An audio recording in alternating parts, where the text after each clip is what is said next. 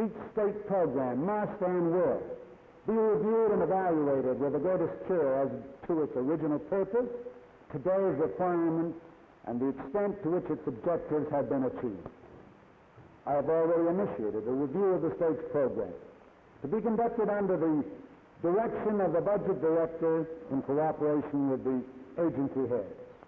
I will insist that every possible economy be made, consistent with the retention of the essential services to the people, and I will insist on the most scrupulous care in the expenditure of state funds. Now, in reviewing the budget requests of the various departments and agencies of the state government for the coming fiscal year, 59-60, my administration has already reduced these requests by some $50 million and by some 9,000 requested new jobs, which it didn't seem to me could be justified. Even with these reductions in the budget request, and even if we used as much as $150 million of borrowing previously authorized by the people of the state, according to preliminary estimates, the operating deficit for the forthcoming fiscal year is likely to be at least $230 million.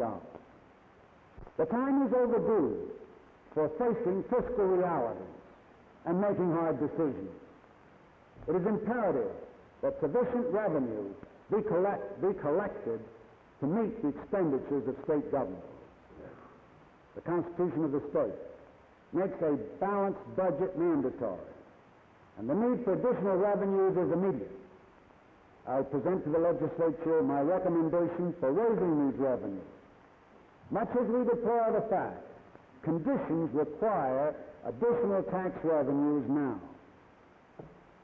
The situation confronting us calls for forthright action. A sound state fiscal structure is basic to our economic and social progress.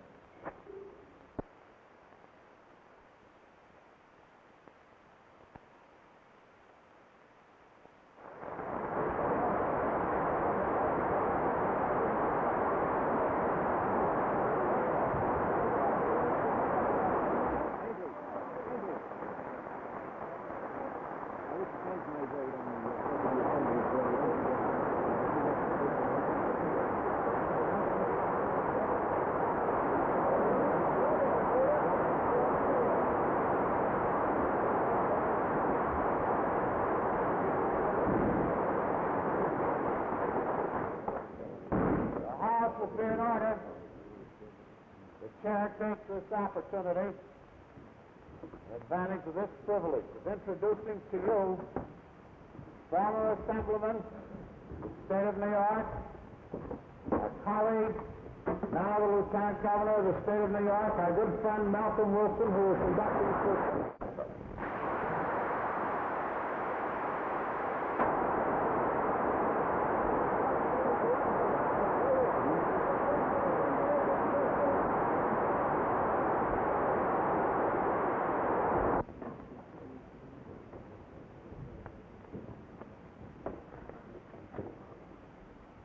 President, Mr. Speaker, ladies and gentlemen of the legislature, and friends. I appreciate greatly the honor and privilege of appearing before you. And I should like to say at this time how much Mrs. Rockefeller and I are looking forward to the added pleasure of receiving you in the mansion after this session.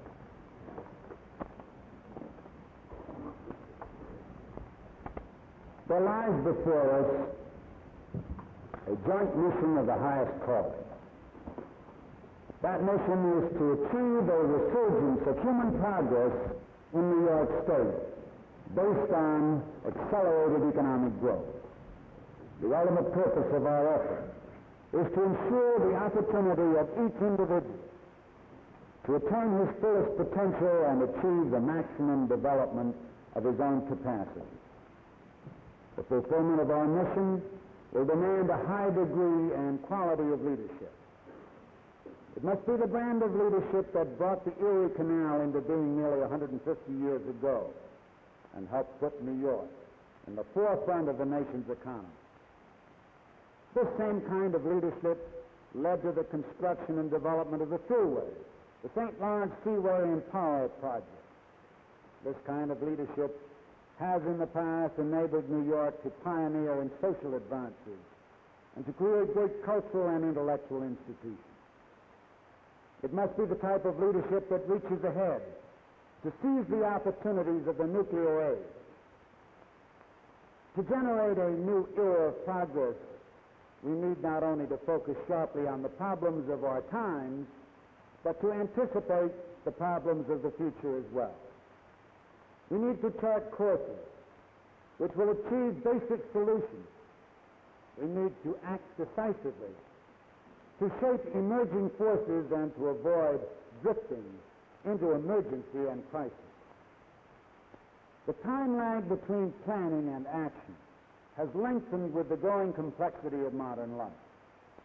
Basic planning is an essential in attaining our long-range goals. What we plan and do today affects the shape of events for years to come. An outstanding example of the kind of present and emerging problem to which I refer, and which calls for the kind of leadership I have described, is that of our great metropolitan area. I view this complex problem as a major challenge of today.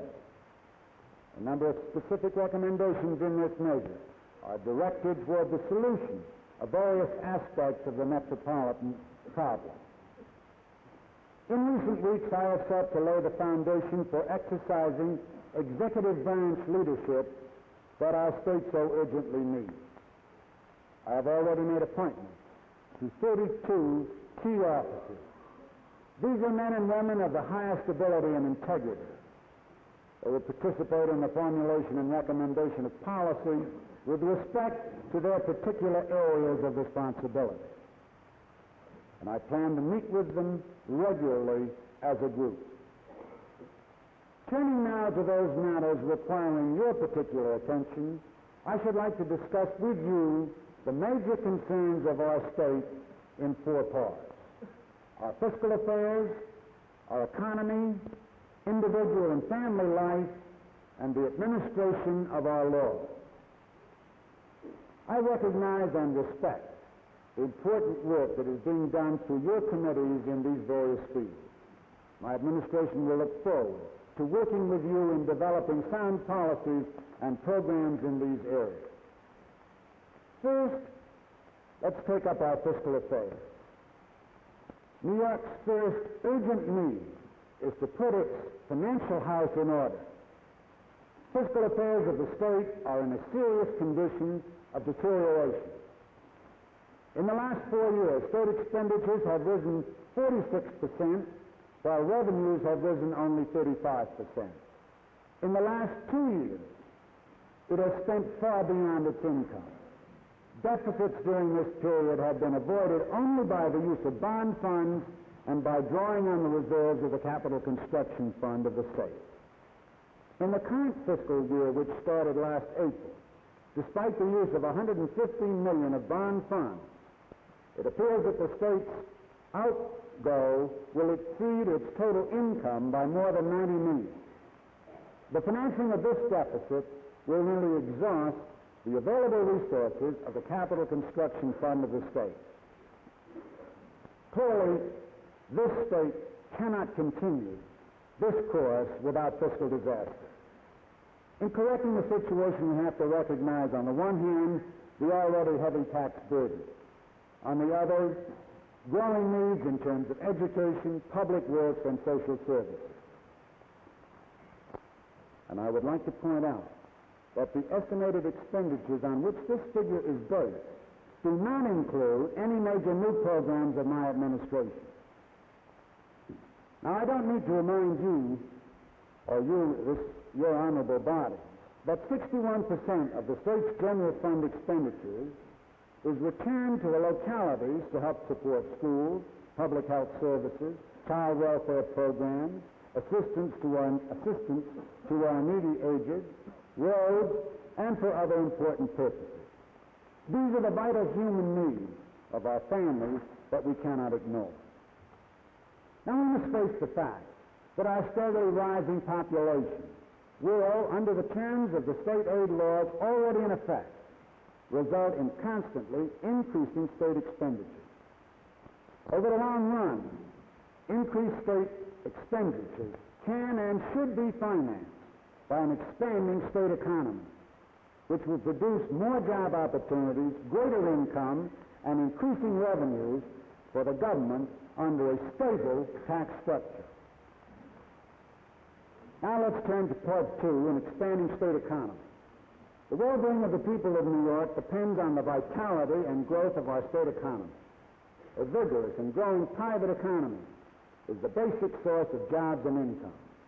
As the rate of economic growth increases, so also will increase the number of job opportunities and the opportunities for better earnings. These principles are fundamental, but they are too often overlooked in the formulation of public policy and in the administration of state government. The fact demonstrates that our state has been failing to keep pace with the economic growth trend of the rest of the nation. Further, it is lagging behind the income growth rate of most of our neighboring states. Business and industry, representing thousands of jobs, have left for other states. It is our responsibility to keep the people fully informed of these facts and to map policies aimed at creating a favorable climate for job opportunities, reversing the trend of economic exodus, encouraging the expansion of existing business, and attracting new business in agriculture. Now, the elements of a favorable climate for economic expansion